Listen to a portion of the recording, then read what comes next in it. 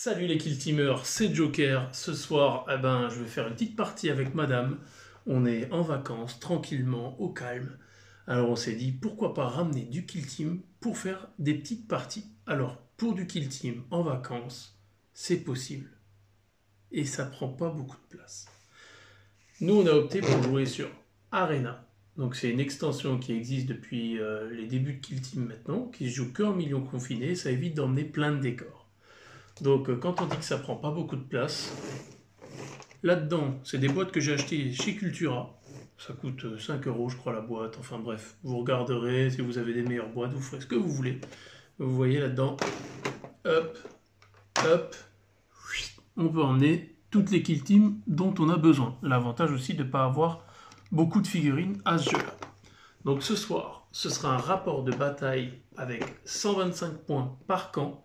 Ce sera moi avec les Deathwatch et madame derrière la caméra avec les Nécrons. Au niveau du contenu, ça tient dans les boîtes Citadel, les petites, pas les grosses mallettes. Hop, on ouvre tout ça pour montrer. Eh ben Arena, il y a les terrains. Moi je me suis fabriqué, hop, un petit truc en carton plume pour y mettre tous les décors. Il y a de quoi faire 2 terrains de Arena là-dedans. Alors on aura les objectifs, les cartes objectifs KTF, le tapis KTF oblige. On aura les marqueurs pour les blessures, les socles pour repérer les spécialistes. Les objectifs, on me demande toujours, alors on les trouve sur eBay, il y a un commerçant belge qui vend ça. Sinon les tokens de base, ça va très bien. Bien sûr, les réglés. On le rappelle, les réglettes by Atelier de Torek, code promo 10% sur l'atelier de Torek en marquant KTF, le petit set 2D qui va bien, le laser pour les lignes de vue, celui-là il est vachement pratique parce que pour les lignes de vue sur Arena avec les murs, c'est beaucoup plus pratique avec ça. Le stylo KTF, bon, on va dire que c'est un peu trop sponsoring marketing, mais c'est pas grave. Et enfin, nous on va pas utiliser les cartes de Arena, on va utiliser le package qu'on a créé sur KTF, on vous mettra le lien en description, mais vous pouvez aussi emmener ça à votre guise. Donc on va préparer le terrain, les kill teams, et on se retrouve dans un instant pour présenter tout ça. On passe à la présentation des kill teams. Honneur aux dames, avec la kill team Nécron. On aura 1, 2, 3, 4, 5 Flayed One, dont un spécialiste zélote. On aura un immortel avec carabine Tesla, spécialiste leader. Un Lich Guard avec bouclier à dispersion, lame d'hyperphase, spécialiste combat. Un immortel classique avec éclateur gauss. Et enfin, un immortel avec spécialiste communication éclateur gauss. De l'autre côté, en face, on aura un leader avec lame xénophase, bouclier, tempête, un spécialiste appui lourd, Deathwatch vétéran gunner avec un canon frag, pareil, un canon frag ici mais non spécialiste. On aura un Black Shield, masse énergétique, bouclier, tempête. À côté, un spécialiste vétéran avec canon frag. Et enfin, Léonidas, le marteau Thunder lourd. On vous présente la map et le scénario et on attaque la partie. Comme tu sens le professionnalisme. Ah, tu filmes encore? Oui. Du coup, présentation de la map. On est sur le Generator. Donc on a le terrain qui est placé de manière méthodique qu'on peut suivre sur les KTF Arena Package disponibles sur le groupe Kill Team France. On jouera la mission numéro 3 qui s'appelle Siège. Je vous invite à le voir dans ce package justement. Alors les portes commencent toutes en position ouverte sur les nouveaux packages. Et au niveau des objectifs, on a tiré l'objectif numéro 1, 2, 3, 4 et 5. Il n'y a aucune circonstance par rapport au numéro de l'objectif. C'est simplement qu'il faut 5 objectifs. Les pions que vous verrez ici et là, ce seront des relais de communication. On vous expliquera à quoi ça sert. Pour le scénario, on joue le côté narratif en plus. Donc en plus de nos 3 objectifs secondaires qu'on aura tirés chacun, on aura une figurine qu'on a désignée comme étant un transporteur. Si cette figurine finit dans la zone de déploiement de l'ennemi à la fin de la partie, on marque 3 points de victoire supplémentaires. En sachant que les zones de déploiement, ce sera la bande ici de mon côté et la bande ici du côté de mon adversaire. Les transporteurs ont été désignés, moi ce sera mon leader, et du côté de mon adversaire, elle a choisi le Lich Guard. Maintenant, tout est désigné, ces Nécrons seront Novok, c'est-à-dire qu'ils relanceront les jets de touche ratés si elles chargent ou si elles ont été chargées, et moi pour ma fiche tactique de mission, je relancerai les blessures de 1 sur les Flayed One. Présentation de la map et du scénario terminée, on attaque la phase d'initiative du tour 1. Fin du déploiement. Mon leader il est là, mon Black Shield, Marteau Thunder, Canon Frag, le spécialiste appui lourd avec son bolter lourd, et ici on voit mon Canon Frag vétéran qui a fait son mouvement avant le début de la partie. Du côté de mon adversaire, on a 2 Flayed One ici, le leader avec le Lich Guard et un autre Flayed One, et enfin la Razza des Immortels, les 2 Immortels de tir là, avec le Flayed One Zealot et avec son objectif secondaire qu'elle a tiré ingénieur, cette figurine là. Voilà pour le déploiement, on va lancer 2 dés pour l'initiative et savoir qui commence en premier. De mon côté, ça fera un 5. Du côté de mon adversaire, on aura un 6. C'est donc à elle de commencer le tour 1. C'est parti. Fin de la phase de mouvement.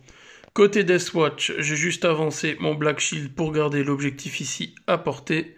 Là, j'ai Advance avec le Canon Frag. Je n'aurai pas de ligne de vue ce tour-là, c'est pas grave. Le Marteau Thunder, il a avancé, il a bougé mouvement normal jusque-là. Mon appui lourd, il est ici, il a juste bougé pour se mettre sur le point et avoir une ligne de vue sur le Flayed One là-bas qui avait juste bougé.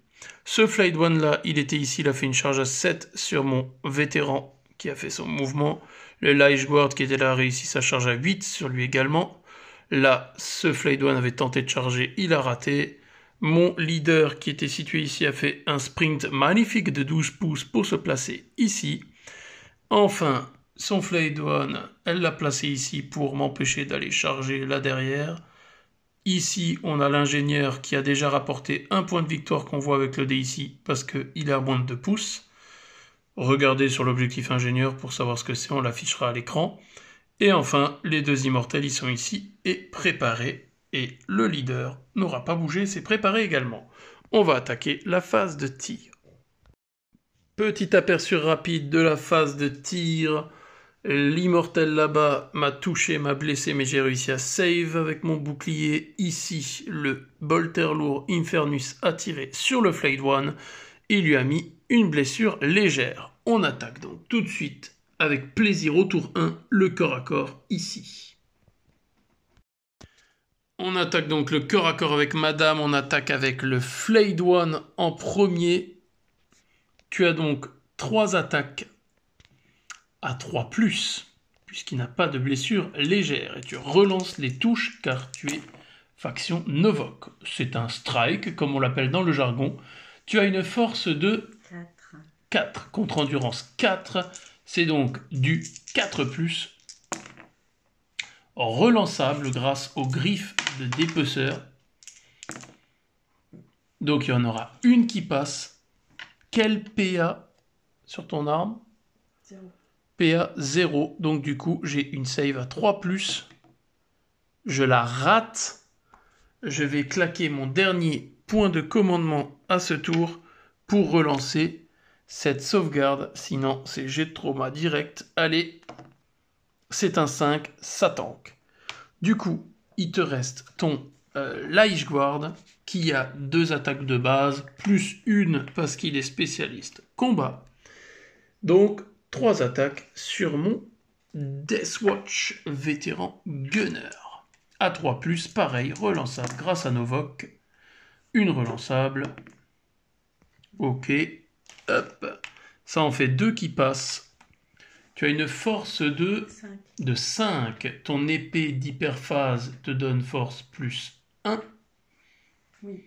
Donc tu as une force de 6. J'ai une endurance de 4. C'est pas doublement supérieur. Ce sera donc du 3+. J'en ai 2. 2 attaques. 2 blessures à 3+. Les 2 passent. L'épée d'hyperphase va me faire très mal parce qu'elle a PA moins 3. Allez, on y croit. Double 6. Eh ben non. Donc du coup, ça fait 1 dégât ton épée d'hyperphase. Donc tu as un jet de trauma à me mettre dans ma mouille. Ça fera 6. Vous le voyez celui-là là? Eh ben il est fini. Hop. Donc lui, il meurt. Premier frag de la partie. Et mon adversaire, avec plaisir, me montre qu'elle a chasseur de tête pour tuer un spécialiste. Mais on va faire les comptes juste après. Tu as donc réussi à me tuer. Tu peux faire une consolidation de 3 pouces vers la figurine ennemie la plus proche, c'est-à-dire lui. Alors voyons voir si avec 3 pouces tu arrives à m'engager. Tu pourrais m'engager si tu le souhaites. Mais du coup je peux répliquer sur toi. À score à corps. Ou alors tu restes sur place et t'attends tranquillement le prochain tour pour voir si tu peux me charger ou pas. Mais si j'avance, je peux prendre le point aussi, non? Si tu avances, tu pourras contrôler le point. Non, parce que j'aurai plus de figurines que toi autour du point. Mais t'es trop loin, lui. Oui, on le contrôlera tous les deux ici. Avec lui et avec lui. Je vais faire ça. Ok, donc du coup, Donc, je peux bouger comme ça. elle va consolider de 3 pouces vers la figurine ennemie la plus proche, contester le point. On est donc à la fin du corps à corps. Il n'y aura pas de phase de morale à ce tour. On va donc passer au scoring. Premier tour, une comme ça qu'elle met. Explication. De mon côté, je marque juste un point parce que je contrôle au moins un objectif. Là et là, j'en contrôle 2 en tout. Donc je marque un point. Je ne fais pas de kill, je ne fais pas d'objectif secondaire. Du côté de madame, par contre, on ratatine sévère. On contrôle parce qu'on a 2 objectifs. Ici, on conteste celui-là, donc personne ne le tient. Donc elle marque un point parce qu'elle contrôle. Elle marque un point parce qu'elle tue une figurine. Encore un point parce qu'elle tue plus de figurines que moi à se rendre, ça lui en fait 3.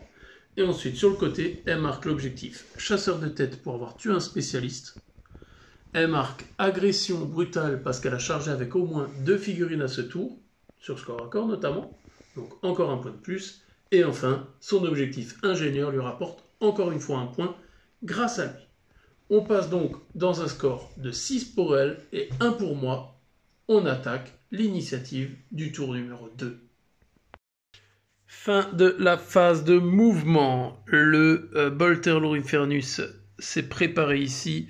Elle a tenté une charge à 11 pouces sur lui parce que de toute façon derrière je vais lui tirer dessus. Donc elle a tenté, malheureusement elle a raté. Le Marteau Thunder qui était ici a fait une charge pour charger le Lich Guard et le Flayed One. Le leader avait déclaré une charge sur lui et le Lich Guard. Elle a reculé de 3 pouces vers là-bas pour pas que je charge les deux, mais du coup, j'ai chargé le Lich Guard. Lui a donc reculé de 3 pouces. Derrière, le leader a fermé la porte pour se barricader. Ici, on va le voir au laser. Hop. On a une petite ligne de vue sur la brochette là-bas, mais elle s'est aussi déplacée pour ça. Donc le canon frag, il a en vue les 3 là sur le côté. Le Black Shield qui était derrière la caisse, il allait charger le Zélote ici. Et donc, les deux là, ils ont juste bougé. Et lui, il a déjà rapporté un point de plus pour l'objectif ingénieur. Voilà pour la phase de mouvement. On y va pour la phase de tir. Phase de tir. Mon adversaire a un stratagème à déclarer qui est... Avance infatigable. Avance infatigable. Que tu déclares sur quelle figurine? Celle-ci. Sur celle-ci. Donc du coup, elle a bougé, mais avec avance infatigable qui coûte un PC, c'est ça? Un point de commandement. Elle pourra être considérée comme étant préparée. Mais comme c'est moi qui ai eu l'initiative à ce tour, je vais quand même tirer avec mon seul et unique préparé d'ailleurs, c'est-à-dire mon Bolter Lorifernus qui va tirer sur son Flayed One. Je vais avoir 3 tirs qui touchent sur du 3+, il n'est pas à longue portée, par contre il est masqué, donc je vais toucher sur du 4+. Hop, je vais toucher 2 fois. Ensuite, j'ai une force de 5 contre une endurance de 4, c'est donc sur du 3+. Je touche avec les deux CPA -1. Ton Flayed One a une save de 4 de base, il me semble. Oui.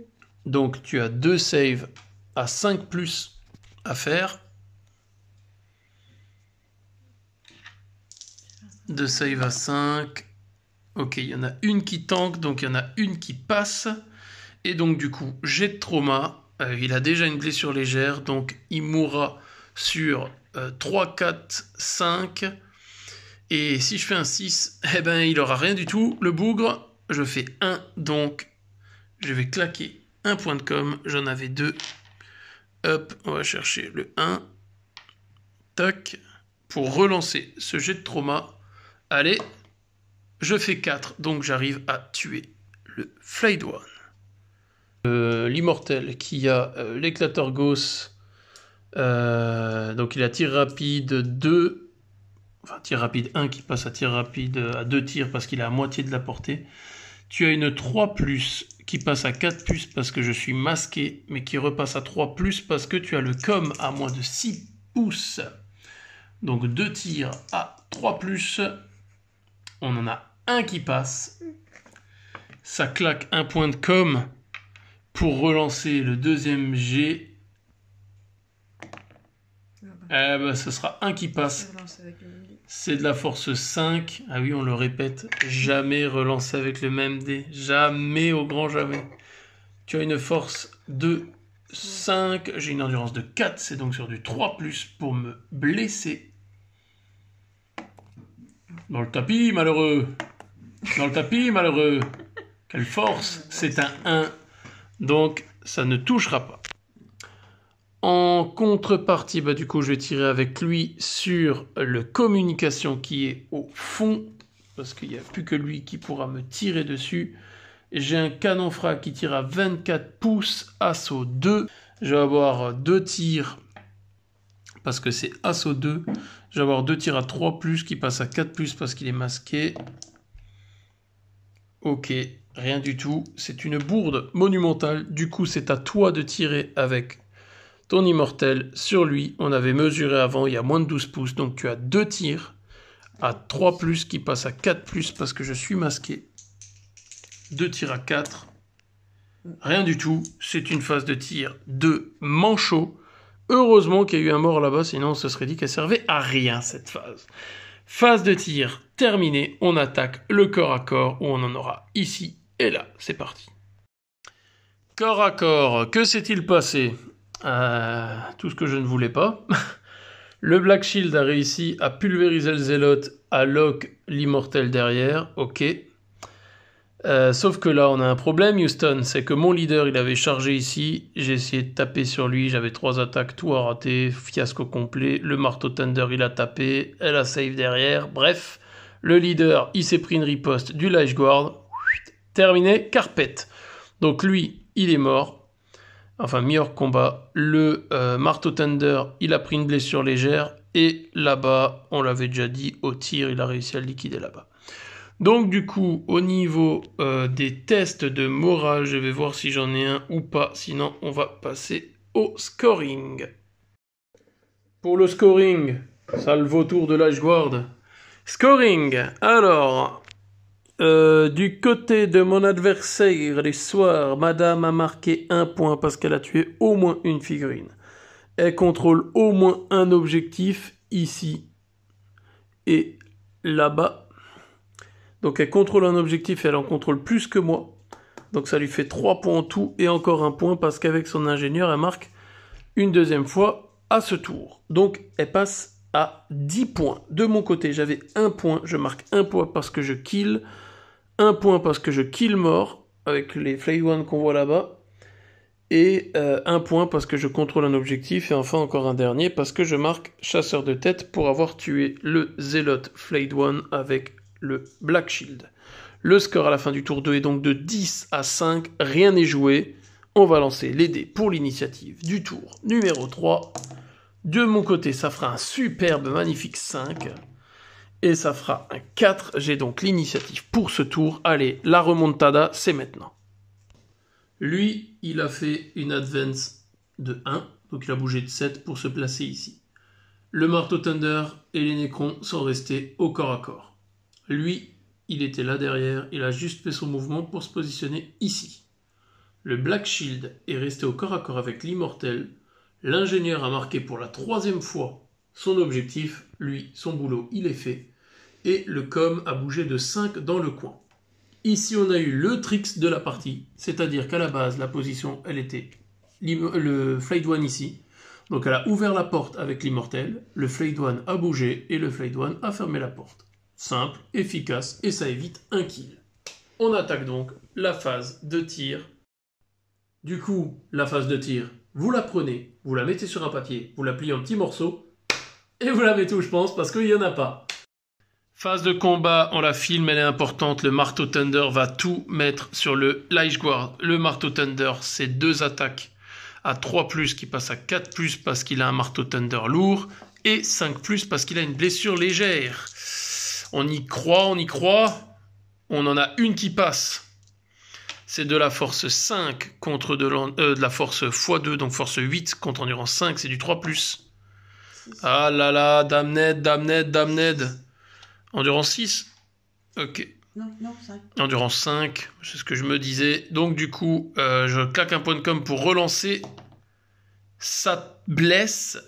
Sauvegarde invulnérable à 4+, du côté de mon adversaire du soir. Pour D de 6 dégâts. Sauvegarde à 4+, grâce au bouclier. Et ça tank. Ah là là là là là là là là. Du coup, à toi de taper avec une figurine. Lui, il peut plus taper du coup. Lui, il peut plus taper. Bah, j'ai tapé lui d'abord. Ouais, ok. Donc, tu as une attaque d'immortel à 3+, qui touche force 4 contre endurance 4, 4+. Ça blesse, j'ai une invulnérable à 3+. Décidément, le sort s'acharne. J'ai de trauma. Et là là là là là là là là là là. C'est l'hécatombe du côté de la Deathwatch ce soir. Donc lui il meurt. Est-ce que tu veux consolider de 3 pouces vers la figurine ennemie la plus proche? Non. Non. Il a 3 attaques à 3+. Relançable parce que Novok. Ah oui, bien. Ah bah, même relançable ça rate. Donc ensuite il y a le Flayed One. Bah pareil, lui il va avoir. J'ai le droit de relancer. T'as déjà relancé les 3. Mais je peux pas claquer un point de com pour encore relancer. Pour relancer une seule. Non, tu peux pas relancer un relancer. Ah d'accord. Donc le Flayed One à 3+, 3 attaques. Relançable. Merci. Bon, il y en a 2 qui passent. C'est de la force 4 contre endurance 4. C'est du 4+, relançable grâce aux griffes d'épaisseur. Allez, on l'a réussi la 3+, ou on augmente le carnage? On réussit la 3+. Morale, lui, il pourra subir. Donc on arrive à la phase de morale. Du coup, j'avais zappé avec physiologie transhumaine, j'aurais pas eu le -1 pour la première blessure légère, mais c'est pas grave, ce sera peut-être pour le prochain tour, mais pour ça, il va falloir que mon Coco là, mon Léonidas avec son marteau Thunder lourd, il réussisse son test de sang-froid. J'ai pas perdu plus de la moitié de ma kill team, donc pas de test de morale. Par contre, il a une blessure légère, il a un com de 8, moins 3 morts, donc si je fais 6 sur un dé, il est secoué. C'est parti, c'est un 5. Loué soit le Schweizerlandarum, la Deathwatch suisse est toujours dans la partie. Scoring. Bon, la remontada, ce sera pas pour ce soir du côté de la Deathwatch, mais c'est pas grave. Du côté des Nécrons, on contrôle un objectif, on en contrôle plus que l'adversaire, donc 2 points. On tue et on tue plus en tuant le leader, donc 2 points de plus, ça fait 4 points sur ce tour, plus 1 point pour le dernier coup de l'ingénieur et 1 point pour le fait d'avoir tué un spécialiste. On passe donc sur un score de 16. Du côté de la Death Watch, étant donné que je n'ai rien tué et que je ne contrôle aucun objectif, puisqu'ici on le conteste, j'ai tout simplement 0 points. Donc on est sur un score de 16 à 5 en faveur des Nécrons. Et on va tout de suite jeter 2 dés pour l'initiative du tour numéro 4. Allez, finissons-en. Fin de la phase de mouvement.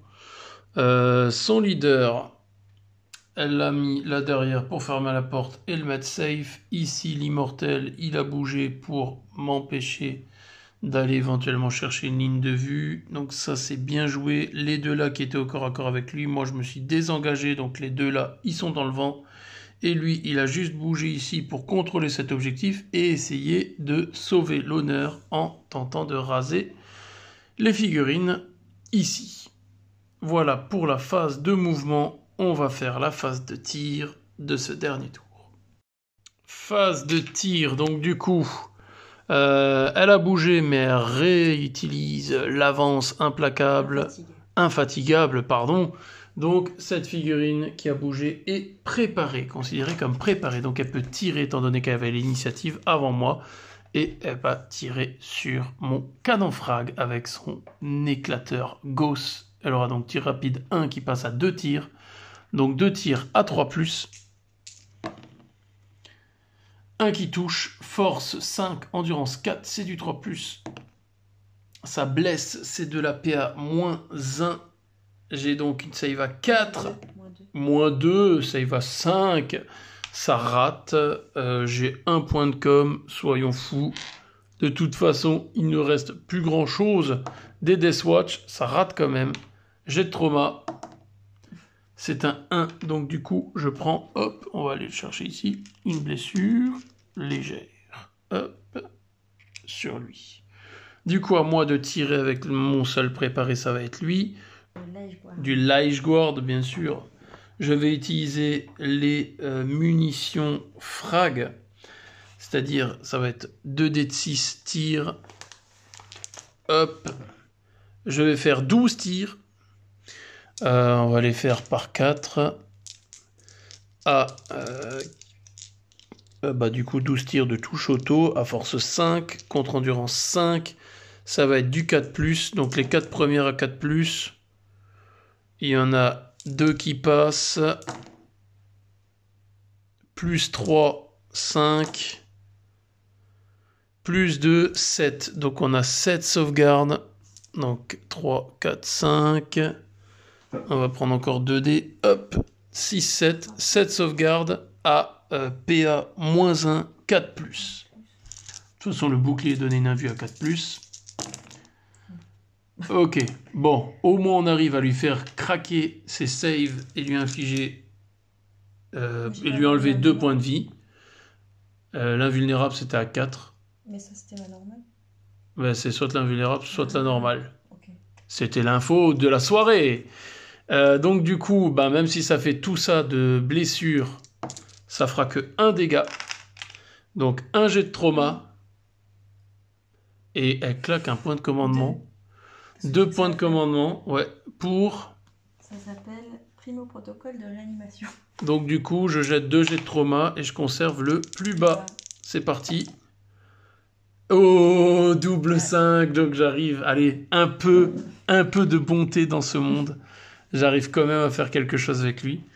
Donc du coup, lui, il a tiré. Toi, tu ne peux pas tirer avec une autre figurine. Je vais donc finir avec le bolter lourd.